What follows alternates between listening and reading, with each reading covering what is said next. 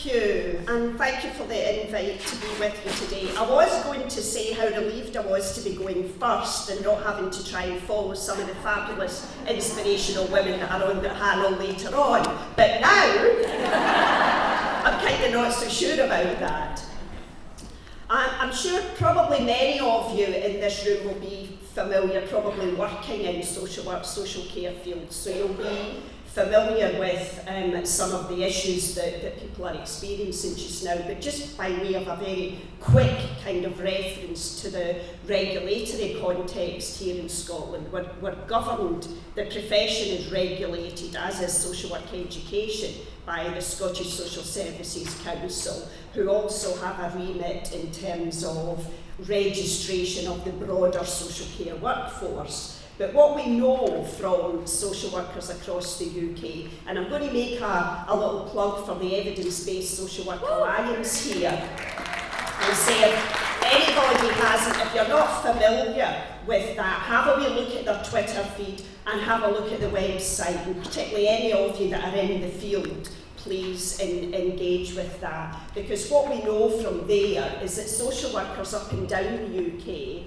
are expressing fear about talking about gender issues and being deemed to be gender critical, risking disciplinary actions, facing investigations. And we know that employers, many employers, and the trade union movement are completely caught up with gender ideology. So workers that are potentially facing disciplinary action within their employment are not going to get support from within the trade union movement. So it's quite ironic, really, that in the context of an 80% female-dominated workforce, that defending women's sex-based rights is now problematic.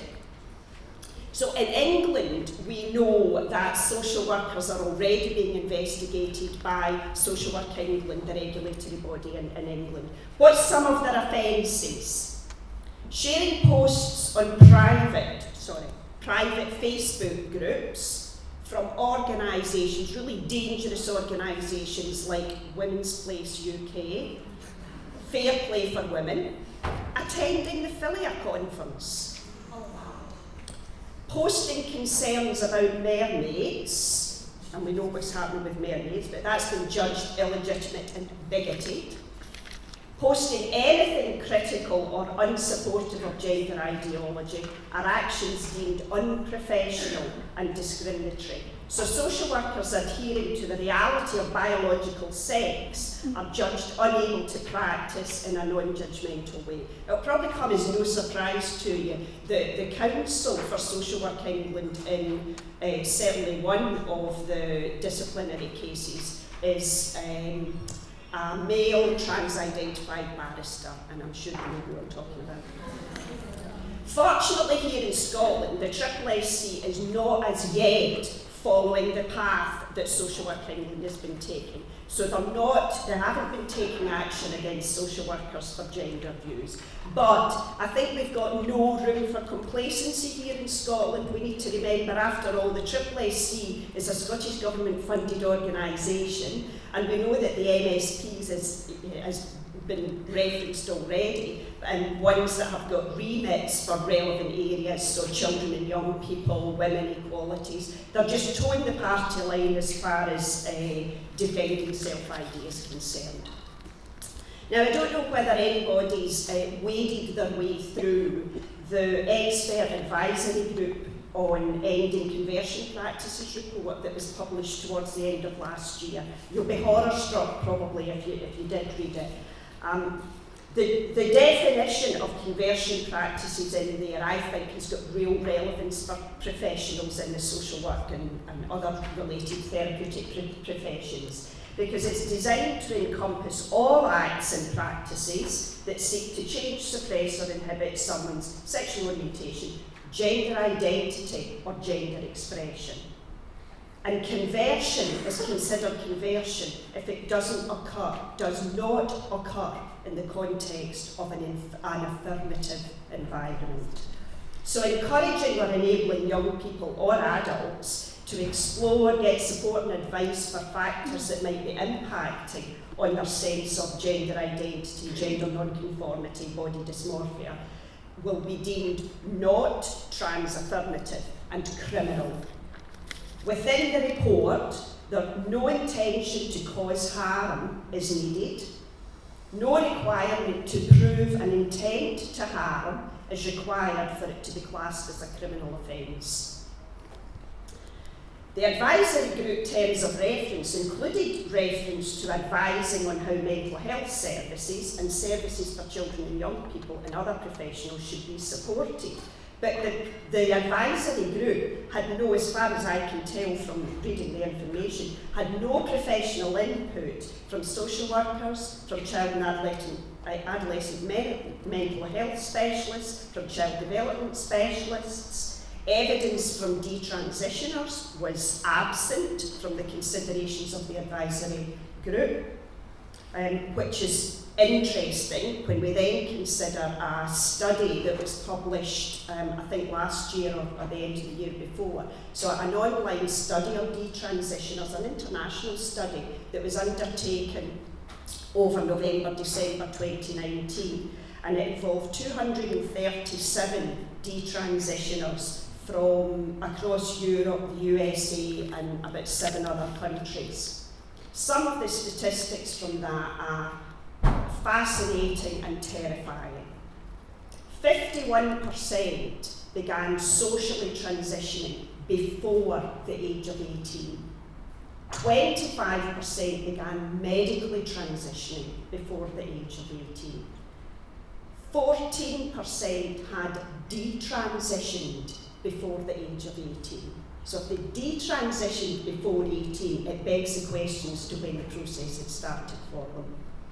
92% of the participants in that study were female. The average age was 25. 54% of them, sorry to be reading out statistics just like this, but I think some of it's really telling. 54% had at least 3 comorbidities. 70% had depressive disorders diagnosed. 63% anxiety disorders. 33% post-traumatic stress disorders. 24% attention deficit. 20% autism spectrum. 19% eating disorders. Terrifying.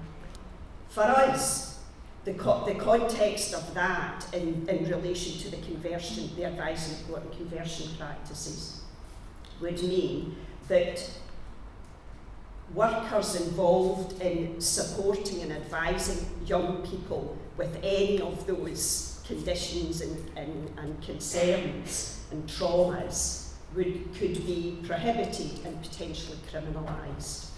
It also, in the advisory report, affects parents. So those of you with children of your own at the minute, your rights could be modified or withdrawn for committing any of these conversion practices. So talking with your children about these kinds of factors. So social workers could be assessing parents who've been reported for conversion practices with their own children. The evidence from the detransitioner study was particularly powerful in relation to reasons for detransitioning.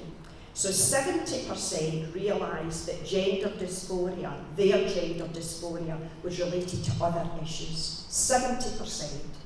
50% said transition didn't help their dysphoria.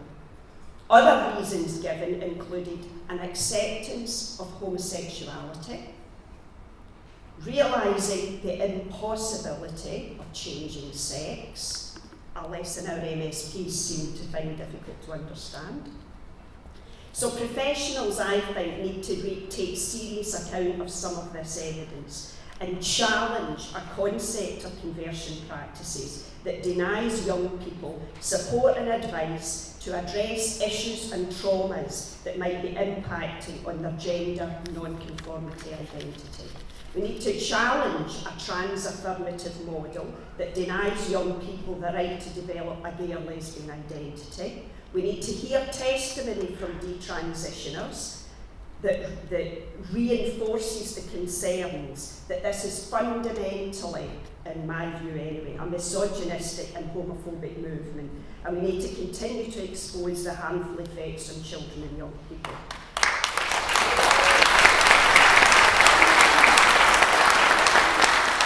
Detransitioners in this study reported being told by therapists